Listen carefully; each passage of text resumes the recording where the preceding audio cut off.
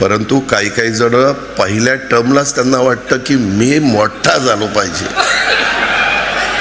आता ते गावकीचा विचार करतात, पण भावकीला कुठेतरी विसरलेले आहेत. अर्थमंत्री आहेत, कुठेतरी निधीच्या बाबतीत त्यांनी तिथं विचार करावा अशी मी विनंती करतो. माझ्या पक्षाचं काम करतोय, जयंतराव त्यांच्या पक्षाचं काम करतोय, पण माझ्या पक्षात कुणी काय करावं हे दुसरेच सल्ले द्यायला लागले. मगाशी बोलत असताना काहींनी सांगितलं की बाबा दादा गावकीकडे लक्ष आहे, भावकीकडे पण लक्ष द्या. भावकीकडे लक्ष दिलं म्हणूनच तू आमदार झालास. जरा जयंतराव त्याला विचारा किती मतं पडली, पोस्टल बॅलेटमध्ये आलाय आपण. त्याच्यामुळं माझ्या कुणी माती लागू नका. तुम्ही तुमचं काम करा, मी तुम्हाला एक अक्षर बोलणार नाही.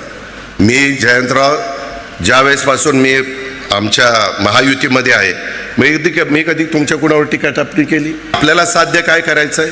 महाराष्ट्राचा सर्वांगीण विकास, शिवशाहू फुले आंबेडकरांची विचारधारा, ह्याच्यामध्ये आम्ही कुठं कॉम्प्रोमाइज करतच नाही.